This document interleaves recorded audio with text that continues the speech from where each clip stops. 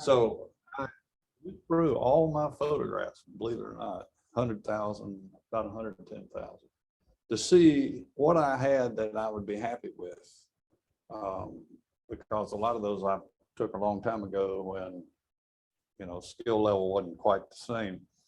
I wound up with, I think it was 39 photographs that I could use. There are 159 in the book, so that left the vast majority to go get. And there were enough in 3 states, contiguous states, California, Arizona, and New Mexico, because I spent a lot of time out there in Canyon Country and Death Valley and so forth, that I really didn't need to go to those 3 states at all. So the other 47 I went to. And I downloaded at some point a blank map of the United States. And at the time I was thinking expense, and I'm thinking, well, what's the fewest number of big loops? I can fly, rent a car and do a big loop. And it came out to 11, which is a joke now because I did 20 some odd trips, 26, I think.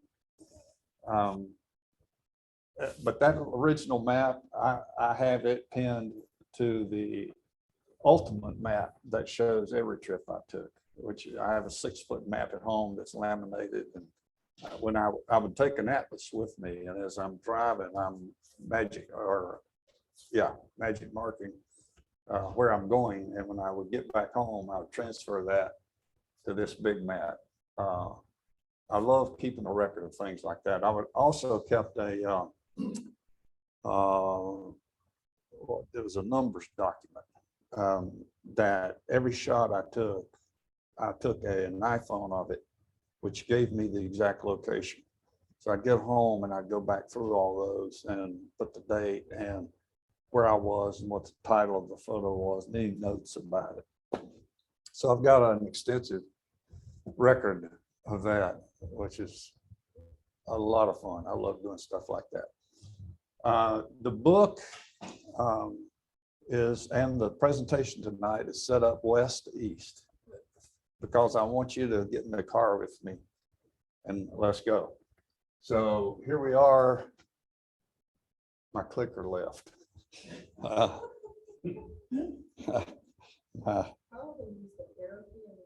Yeah, I can. Okay, there. That's it. Yeah. Are you all seeing a photograph of a sunrise? Yes. Okay. Yes. Well, this is Hawaii. Now it's hard to get in the car with me in Hawaii, but this is Oahu, and it's only like 20 miles from downtown Honolulu, but you don't have to go far to get the beautiful scenery, of course, there. Now, this is a photograph you would expect to see in Hawaii, but the next one, Madam Clicker.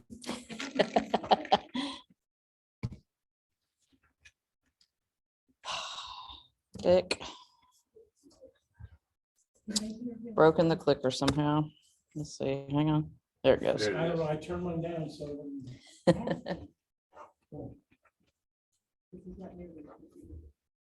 What's that? Oh, yeah, check to see if they can, and I'll watch Hey, chat. can you guys hear Jerry out there? Hello? Can they hear me? No, I just unmuted myself. I was on We can mute. have Jerry's son. Yes. Okay, there we go. All right. Well, this is not an image that everyone would expect to see on Hawaii, but this is on Maui, and this is the top of Mount Haleakala, which is one of our national parks and is an extinct volcano. You get in your car about 3:30 in the morning, down at sea level, 75, 80 degrees. And 3 or 4 hours later, if you're going up there for sunrise, which I was, you go up through the clouds and then up out of the clouds. And when I parked, there's a parking lot right at the top, and opened the door, I couldn't hardly get it open because the wind's blowing so hard. And it's 30 degrees without the wind chill. So it was about 5 or something like that on Hawaii. Mm. Anyway, it motivated me to get about my business and get the job done, which I did. Okay, now we are in Alaska. This is in Seward, Alaska. And at this point, I do a lot of speaking to Rotary clubs and other service clubs. And I tell them at this point how you achieve a shot like this. And I have to explain about the tripod and opening the shutter and not closing it. And then I tell them this is a 4.5 minute, and they just never heard anything like that. So I won't say that to y'all. And the title of this shot is Alaskan Parking Lot. And you do see these, you've been up there, Carl. That's, I mean, other than those very few roads, you know, in and out of Anchorage and Fairbanks and all. If you want to get somewhere, it's float plane. But I love that morning, they had that mist behind the trees. It's just one of those fortunate moments of good timing. Okay. Beautiful.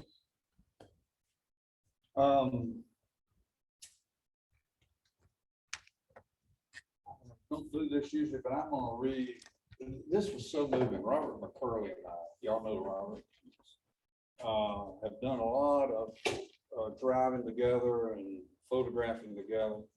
And we went to the Northwest. And the very northernmost road ends in that little point up there where the Strait of Juan de Fuca comes in, and then there's Canada. Well, that very point is an Indian reservation. It's the Macaw Indian Reservation. And we're driving toward that, and we pass this on the left. We see all those crosses leading, and we park the car and go up there, and you know names on the crosses.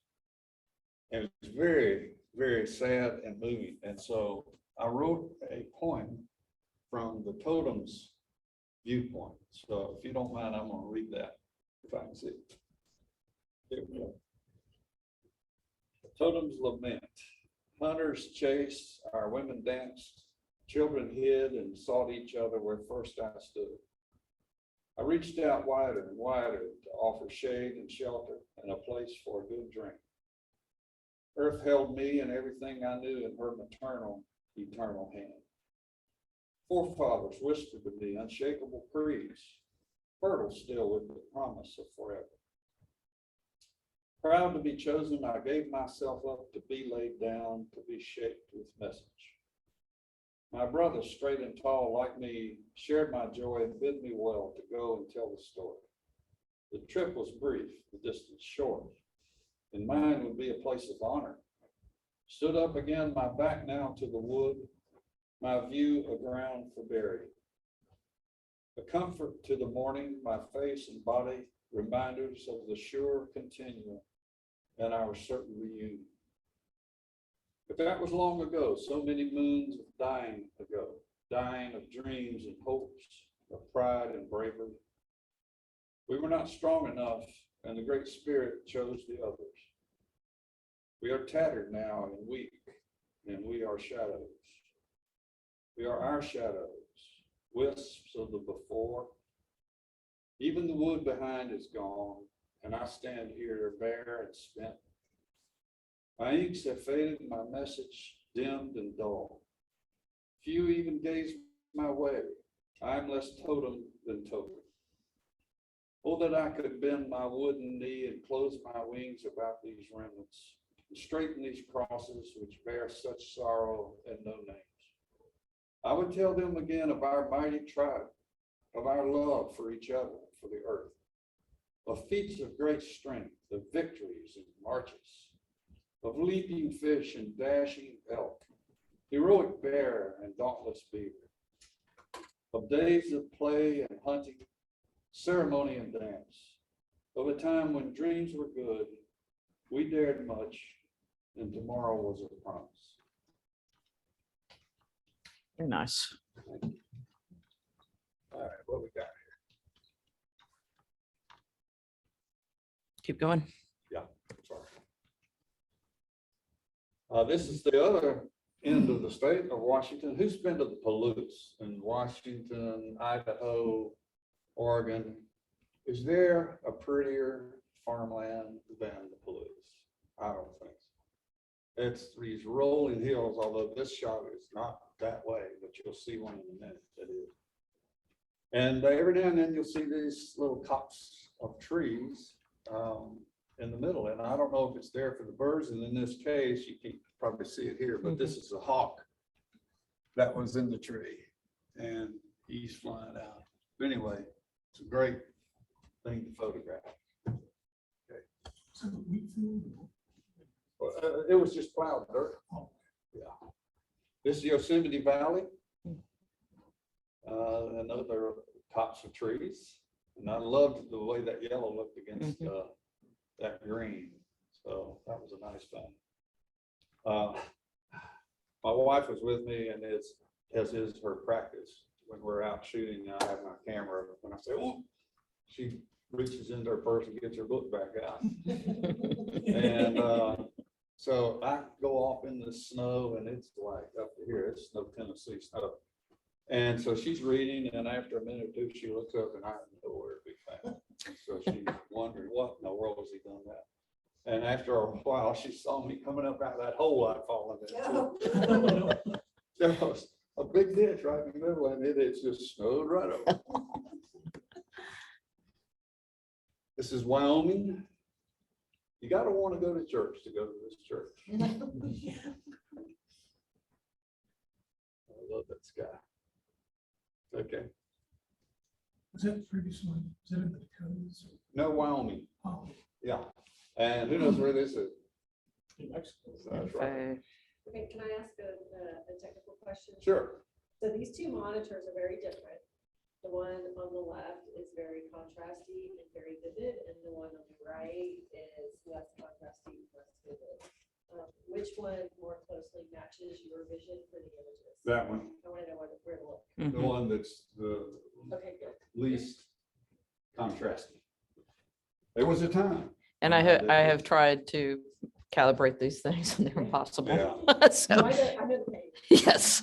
Anyway, this is the longest lived, continuously lived in structure in America. 1,000 years. This is the Palace Pueblo. Oh, wow. And in some places, it's 3 or 4 stories tall, and they have ladders leaning up against the sides to get from one to another. There are about 60 people living there still. But boy, you talk about black and white photography. Of course, this book's all color, so that's why you see this. But I have turned this into black and white. But that's also the town where Ansel made those wonderful shots of the mission of St. Francis City in Georgia. Yeah, George O'Keeffe painted it. Paul Strand photographed it. I mean, if you ever get a chance, go there. Jerry, how many of these were locations you had in your head? I got to shoot that versus how many were the ones that you drove by and said, oh, and you stopped? I would say close to 0 on the Yep. former. Okay. Because specifically, I wanted to stay away from anything that looked like an icon. Kodak moments. Yeah, I mean, we don't need another Mount Rushmore photograph. So I literally would just get out and draft a rough circle to get me back to the airport or get me back home.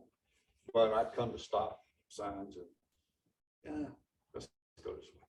Understood. And this is just north of Monument Valley.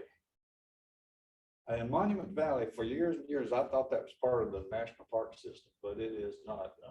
Yeah, Navajo tribe owns it. And this is a Navajo shop or set of shops. And I was sorry that I got there too late to meet them and shoot them, but this, can't go wrong with the sunset picture. And the flags is what really got me, because they are ripped apart.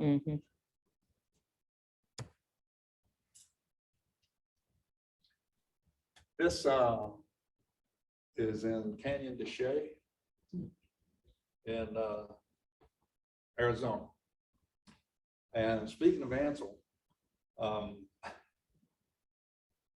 I shot this one. This is one of those 39. And I shot it years ago when I was riding motorcycles. My buddy and I were out there, and I had just begun to photograph. And we pull over at the viewing point, and I see this, and I make it line it up, and I get this shot, and I know it's gonna make me famous. It's gonna be my shot. This was the one that will take me to the major leagues. And I get home, and I'm going through some ancillary stuff. Got the exact same shot. Black and white, of course. So anyway, back down to the minors, wait for another opportunity. This is one of those places where I see so many of them that are abandoned, and what's the story? You know, you sit there and you ask yourself, who settled it, when, how'd they make a living? They farm, they ranch, how many generations, what happened, why'd they leave, and why is nobody there? Who just walked off? Was it the originals? But there's a story in every place you look in this country. Now, this is the other part of the Palouse, and there are 10 stories or poems in here. One of them is called Peas, P-E-A-S. And it's a story of me and 3 other idiots in our college years. We were from North Carolina. And the thing to do back then, this was the early 60s, was go out west and work on a farm. And one of the big deals was to go pick peas for the Jolly Green Giant. I see you shaking your head. Did you do it? Me? No, behind you. Oh, I did not, but I recognize the impulse. Yes. So 4 of us got in a car one day, a 53 Plymouth, and we drove around the clock, pulling 100-mile shifts driving, and then we just rotate clockwise. So you'd lean in this corner for a while, you'd lean in this corner for a while, trying to sleep. And we got there in 4 days, dead to the world. And I think it was about 2:30 on Sunday afternoon. They put us to work at 6 o'clock at night in the fields, manning these wooden machines that literally came over on the boat. They were called viners. The combine would go through the fields, rip everything up, put them in the truck. Truck would come in there and dump them in front of our viners. We had these electric handles. You do this and it open, and you pull it down, and you do this up on a big arm and over to the conveyor belt. Take it up there, pull the vines, pull the pods off the vines, and then the peas got the pods. Peas fall in these little wooden buckets on the side, and all that other stuff out back. 6 at night to 6 in the morning, 7 days a week. Well, romance just kind of hit the road, and our prayers were answered when after 12 days they had a drought and they fired all the pickers because there were no more peas. One of the guys got a job in the canning factory because they had peas to can. My buddy got a job as a janitor at a country club, and the guy that owned the car was never with us. He had gotten a job at Wheatfield. I went to a supermarket and got a box out of the back of the supermarket, wrote North Carolina on it, and hitchhiked by myself across the nation in 4.5 days. Oh, gosh. That story is in here. That's awesome. And my buddy, God rest his soul, I told him what I was going to do, and I said, now, Worth, I know you're going to call your mother. Do not tell your mother where I am, because we went to the same church together, and the first thing that she would do is call my mother. What's the first thing he did? He calls her and tells her. So my mother sits there for 4.5 days, not knowing where her son is, hitchhiking across the United States. Now, of course, you can't do that anyway now, but can you imagine not knowing where your child is? Crazy. Anybody know what this is? That is a pile of feed. Off to the left is the largest stockyard I've ever seen. Thousands and thousands of head of cattle. And they go through so much corn that this is how they bring it in. So I guess I don't mind somebody driving over their lunch. That's in Nebraska. This is also in Nebraska. I was telling Denny before we started tonight, I love shooting in Nebraska and Kansas because I love minimalist photography, and it's perfect for that. It's basically flat, and you've got these lone subjects sitting out there with big, beautiful skies. Miles and miles and miles and miles. That's right. And beyond that, some miles and miles, like this one. This was the first shot I took one morning in Kansas. Now, I don't want to use a lot of Photoshop anymore, but I definitely Photoshopped this one. I studied under a guy in England, I think it was 2017, and I loved what he did with the lights. He taught me a lot of things. So I added that top light there coming down. And of course, vignette at the bottom. But that was a spooky subject to me, and I wanted the treatment of it to be ghostly, sort of otherworldly. Okay. This is also Kansas. You know, the eastern part of the United States was developed. Almost every town was founded upon some sort of water, because that's how you got anywhere. That's how you did business. It's how you visited people that live in your town. You get out to the Midwest, it's all around grain elevators, because that's what everybody does out there is farm. So they center around a way to make their money. So you can see these things coming for a long, long way. There's my buddy. I love the pops of red. You've gotten a lot of these.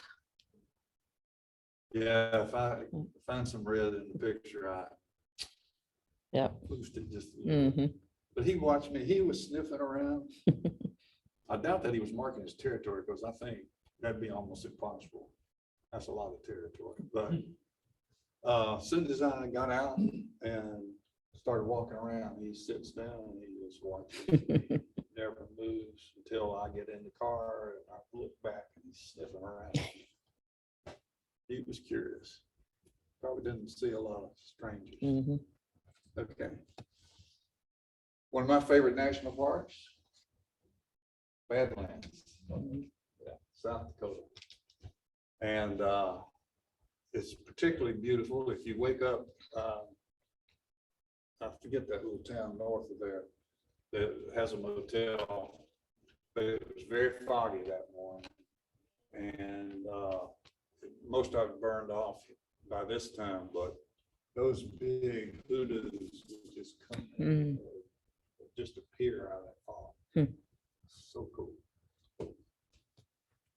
This is also Dakota country, and this is this is an Indian reservation, the Lakota Indian Reservation, which was the tribe involved in Wounded Knee, that massacre, and it's also the tribe that took care of Mr. Custer.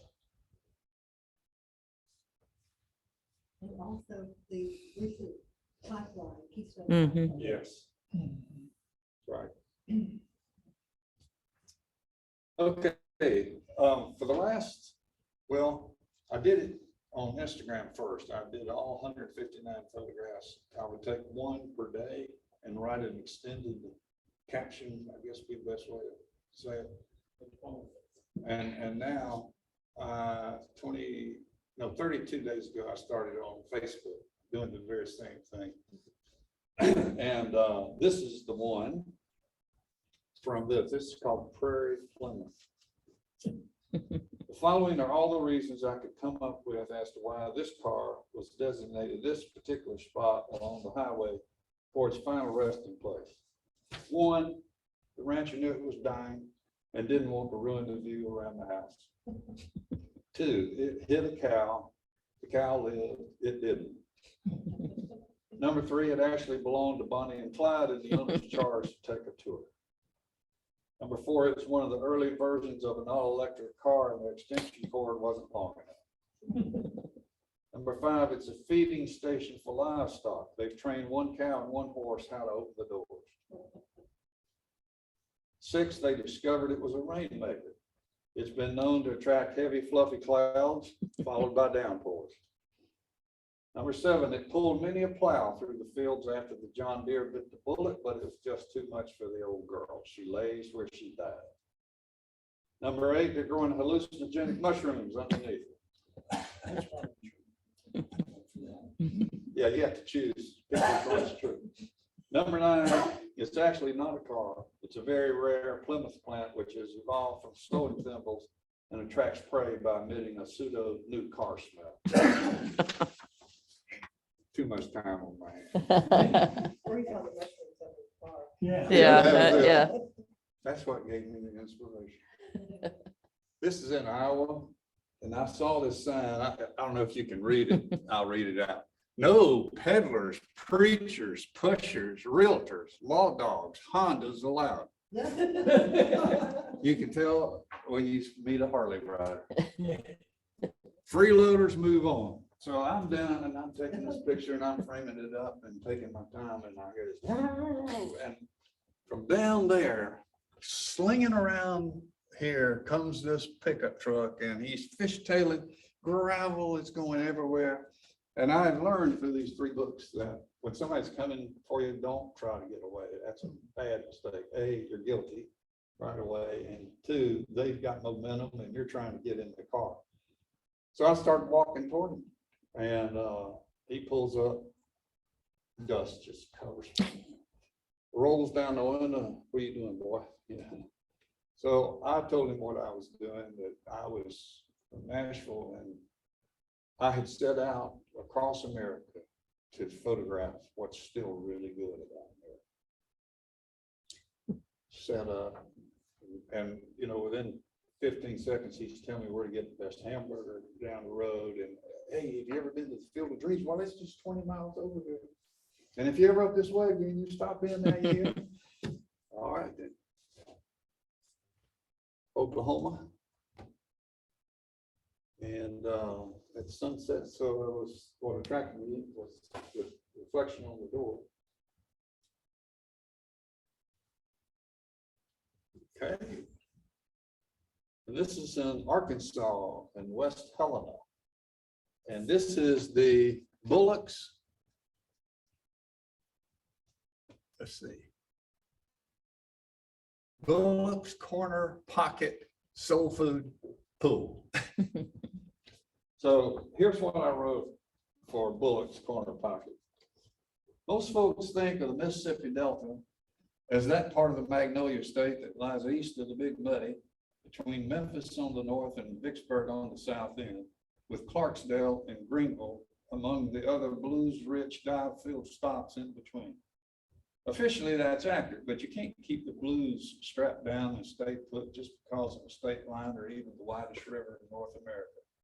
The folks on the other side have their juke joints hopping on Saturday nights too. Arkansans down in the Riverside Flats know their 3/4 dish like the back of their hand, and in a few bars can get the crowd up on a hot July night, feet moving, hips swaying, and sweat rolling as the barkeep taps another ice cold keg. I can shut my eyes and hear and smell and see that scene back when Bullock's Corner Pocket in West Helena was still packing them in before they closed down and the music and the dancing stopped for good. We had a request for you to speak a little closer to this, so okay. I just moved closer. So All right. they're good now. All Okay. right. It's also in Arkansas, near Ulm, Arkansas. And I just love the way that dirt road curves sends across the tracks to give us 2 disappearing points in one shot like that. And the way the telephone poles leaned in, and the railroad crossing sign. It's all about composition to me. I know a lot of people say the lighting, if the lighting's good, That's the most powerful thing. And obviously it's debatable, but I go for the composition, and it's worth walking around, moving a foot this way and that way to get it just as perfect as you can.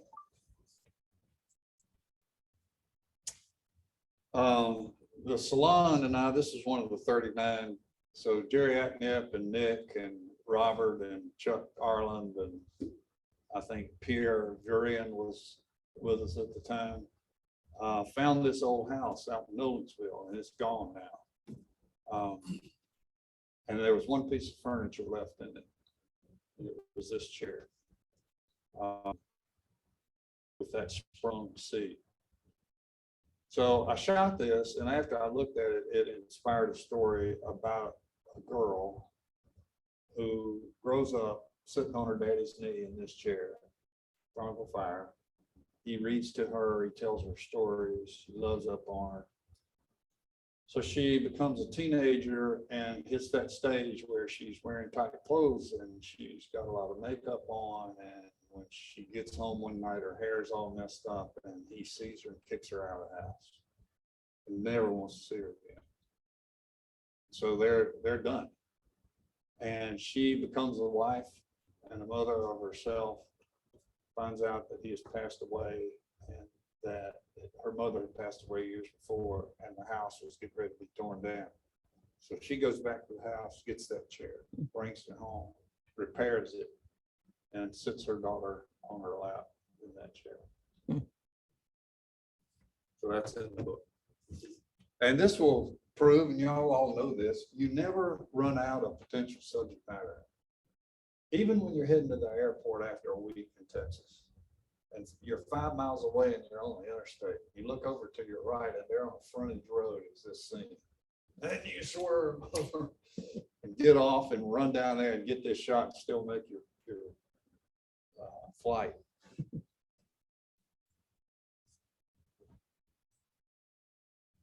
And of course, you can probably guess where this is. Actually, this could be in 3 states, 4 states really.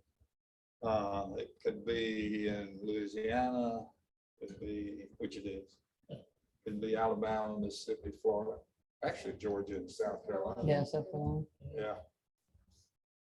I just love that. And I was not invited to go down and see what was at the other end, but we knew love that. Name of this band is Skeleton Crew. This is in Alabama, near where my daughter lives. For her family. This is the first picture I ever took that I was proud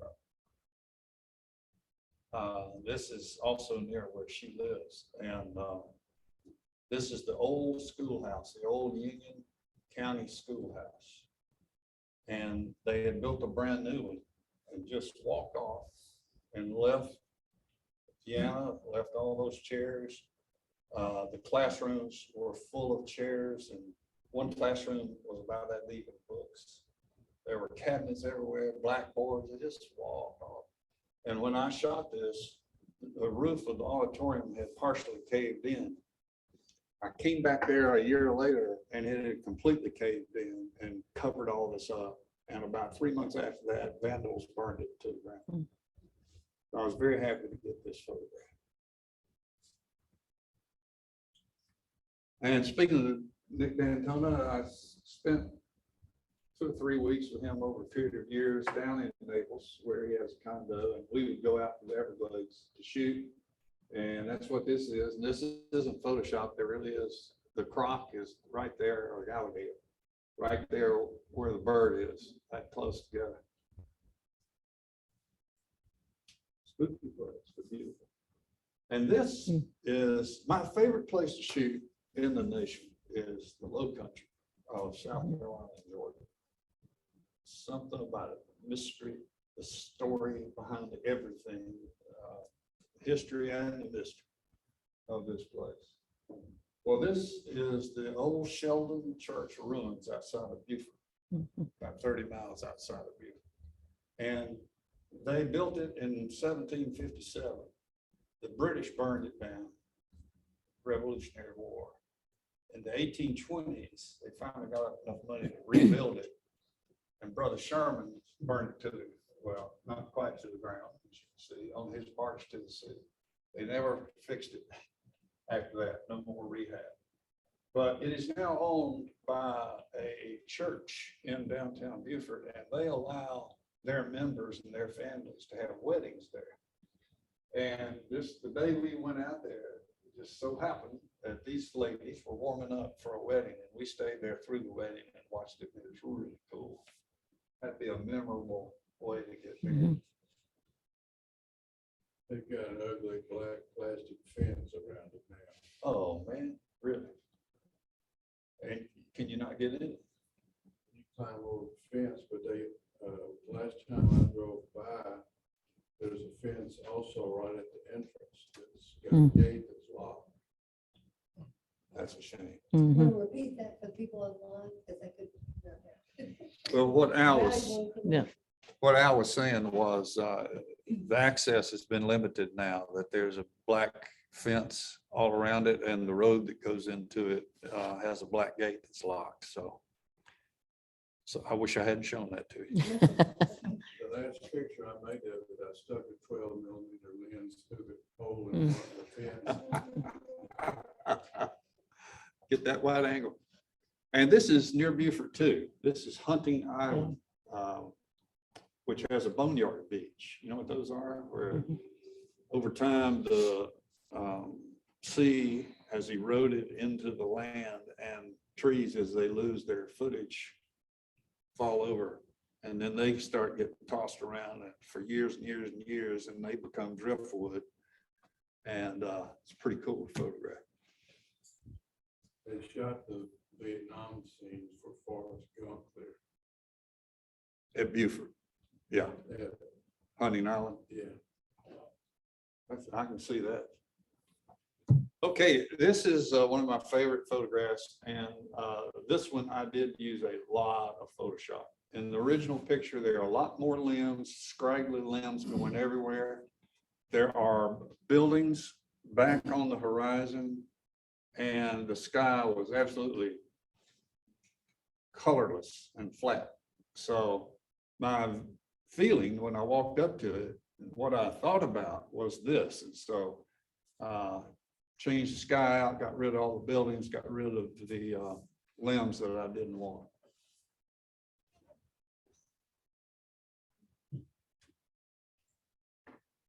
Cartier-Bresson talks about, I just lost it. Decisive. Decisive. I was trying to say the defining moment. And this was one of those where I just caught this thing right on that line. And I was between sunshine where I was and the storm moving in from back behind it. And as soon as I shot this and got back in the car, everything went dark. The storm moved in. So I got lucky. And this is my favorite photograph in the book, and it's also the back cover of the book. And so it's Pennsylvania and it's Lancaster. And I saw them coming down the road, so I pulled over, parked, got out, flagged them down, and asked the father, I said, I know y'all don't like your picture taken, and told him what I was doing. Is there any chance that I can get a photograph of y'all? And he turns to his wife, and I mean, it's like they've never thought about it. And she said, I don't care. So I pull in behind them, and I'm driving behind them, driving with my knees, got my hands up with my 5BS up here, and I've got the end of my telephoto right on the window, and it did eliminate the glare. And I'm just clicking away, and the whole time I'm shooting, that kid never turned around. He was so curious, and the rest of them, not a single one of them turned back around. So he's the one when he's 16, he says, see you later, and he hits the road, leaves the camp. Now, before you go on, I did not realize until I got home, pull this up on my computer, the bonus on either The side. mirrors are awesome. The father is on the right side with his beard, and the mother and the baby are in the left side. So this is a lot of reasons why this is my favorite photograph. Okay, Okay, we're getting close to the end. We are in New England. And if you've been to Maine and been down those wonderful peninsulas that shoot pretty much south into the Atlantic, and you go on those little roads, they take you to all sorts of villages and little fishing camps and wonderful places. And my wife and I were in one of those or on one of those, and I saw this sitting over there, this resting place. And then here's another buddy. I love this look. It's like, you never seen a truck driving dog before. We're at a Dunkin' Donut here, it's a parking lot, and you gotta wonder, is his owner in there getting him a doggy latte in a bowl? With the arm is what got me. Missing paint looks like. Yeah, who's worn the paint off the truck? Yeah. Okay. An absolutely still morning. This is not a long exposure because the water was that still in New Hampshire on a fall day.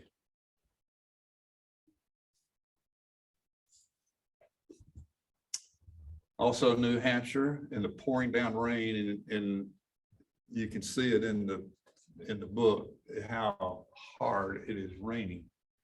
But again, so much story here because these towns were all built on a mill. There was a mill that was the basis, the foundation of this town. That's the last one. And this Oh, okay. is iconic. I know everybody shot this, but I shot it anyway. It was fall, it was Vermont. It was a covered bridge. So that is it. Any questions? Oh, and I have the books. They're $45. And for those of you on Zoom, if you'll let Carl know that you want a book, that'll get me your email address and I'll take it from there. Take credit cards, check, cash, womp them. One shot. I want to know how many books your wife read. Yeah. Well, she didn't go with me on many of these. Oh. Yeah, Hey, Jerry. traveling with other people and photographing is challenging. Yeah. Because you're trying to respect the time and space too, so I think that's a good question. How much of this time were you by yourself? Most of it. Yeah, and hers is exacerbated by back problems. And so she basically doesn't go with me anymore just because of that. We've got a question online from John, I think. Yeah, is your next book the Slow Roads of North America? This is that book, John. These are all back roads. Now, the next book I'm doing with Robert McCurley, and it's probably going to be called Hometown Tennessee. We're going to all these little towns. We've been to 105, I think, right now, and shooting sort of the back roads of those little towns, like the alleys, and getting behind buildings is where you find the good stuff. Yeah, well, you still have Canada and Mexico. I do have those, and 10 years from now, I'll still have those. We got any more questions online from the Zoomers? Carl, did you get my email? This is Tom Welch. Thomas. Carl's looking.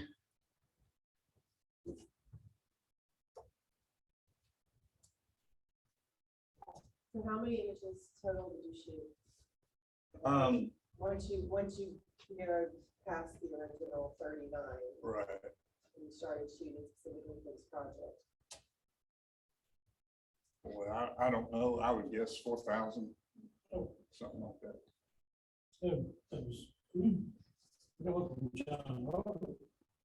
Oh, I think, who sent the email, Tom or John? I sent one to Carl and Al Wood and I have an exhibit at the Enrichment Center over in Franklin that will last through the middle at least of August. And we have a reception coming up the 19th of July from 6 to 8. Okay, I think he's got it. Yep. Jerry, I have another question. So you go and you follow your instincts and you don't go for, things people have already probably seen by and large. But do you only shoot for this book? Or do you also let yourself shoot for other things that catch your eye that don't necessarily fit into Yeah. this book? The latter. I mean, if you see a photograph, you got to take a photograph. And so what do you do with those? Figuring it out? Yeah, I mean, if they're, if it turn out to be special to me, then I may frame them, put them up in the house. I'll post them, I'll enter them in contests, but they'll probably never make it into a book. And when you think of projects, do you just think books? I do now. I'm still represented by Chauvet Arts downtown, but I haven't given them anything new in 3 or 4 years. So I really don't think about print sales anymore. I was just wondering, you have this book, could you follow it up with a show? Or we can sell the books at the show? I'm open to anything. Are you gonna sponsor it? Yeah, well, Yeah, I know. We're all trying to figure out what to do with our work all the time. And with the advent of the internet and digital and all, photographs are ubiquitous. And, standing out with from the rest, I don't know how people do it.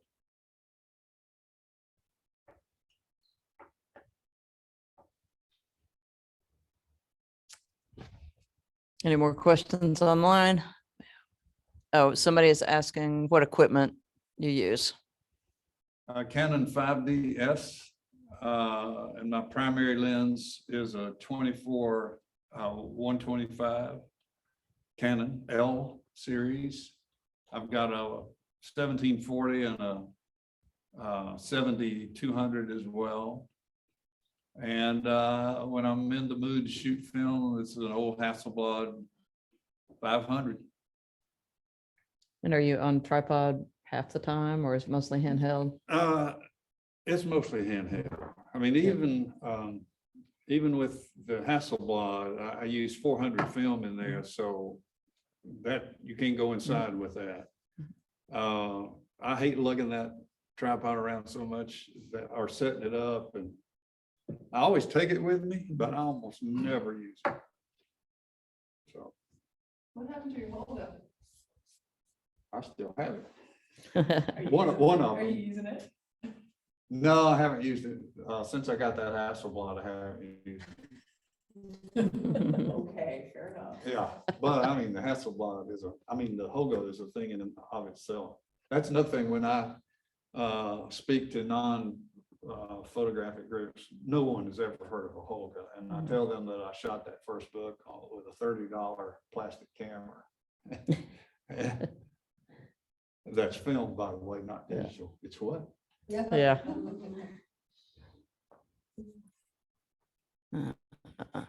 Where do you get your film developed? Next question. Well, it used to be Dury's, and since one of their employees, Meredith, opened up Safe Light Imaging over off 65, that's where I go. But she's gotten so successful, so busy.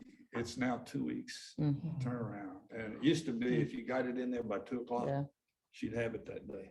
And I'm thrilled that she's that successful, but you now have to walk up the tower. yeah, that's right. Yeah, she's renting every place that comes open in that strip. Good. Yeah, I've sent a bunch of people there. So. yeah, and she does great work. I mean, The development is spot on.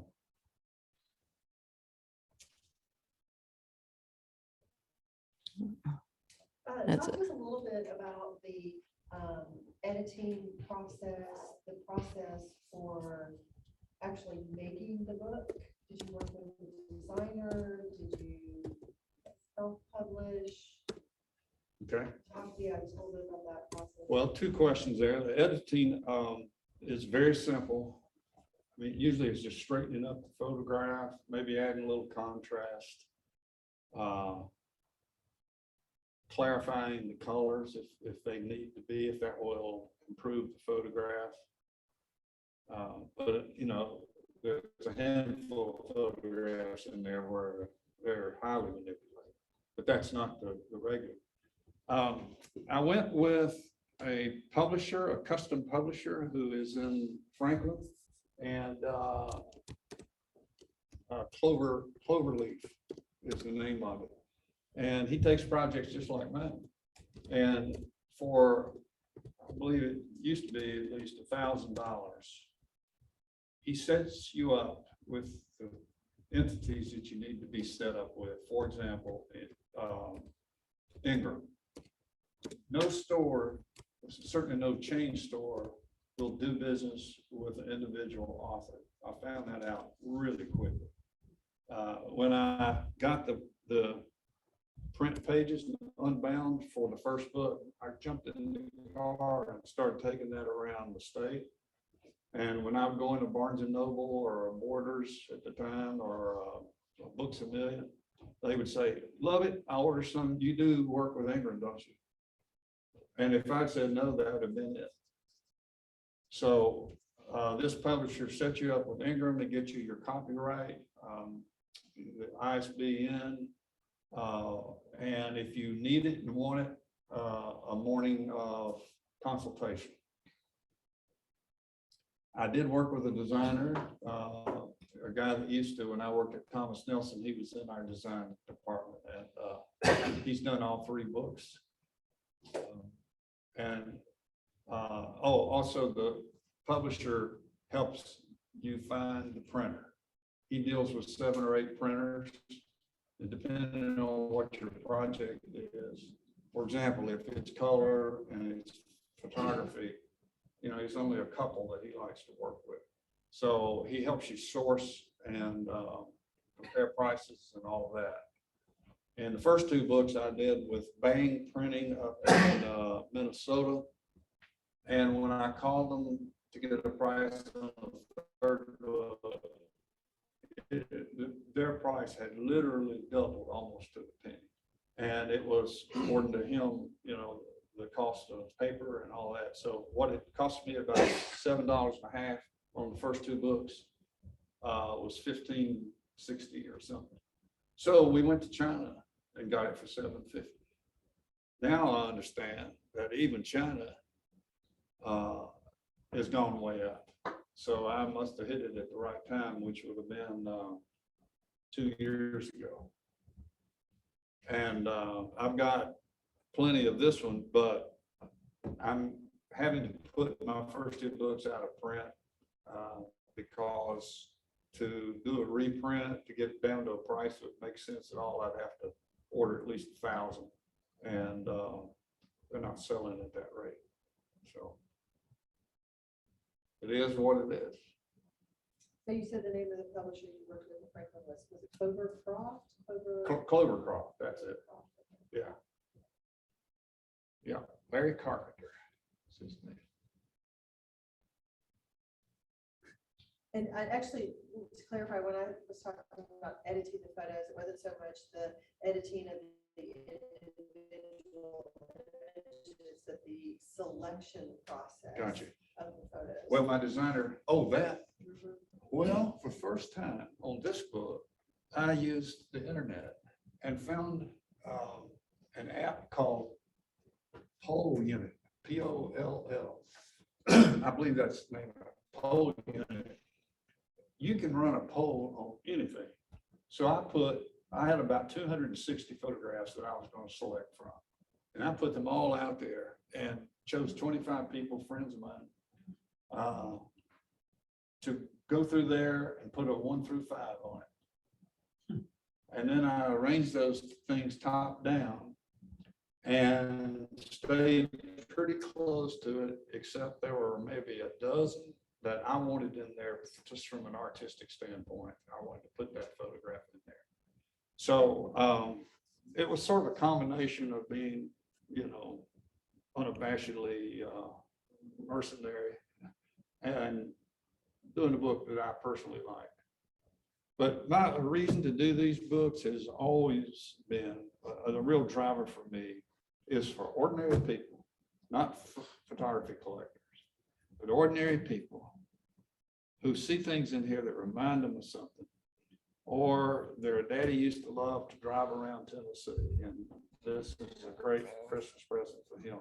And things like that, where it makes ordinary folks happy. That is worth tons to me. So that's why I wanted to get people's opinions. You know, what will make you the happiest if it's in this book?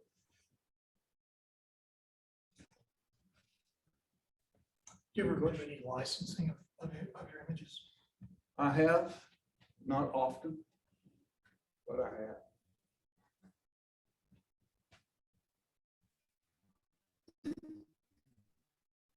But that's another thing that Getty Images you used to make a little bit of money. That's pennies. The ubiquity of photographs. Anybody else? These are great questions. Any more questions online?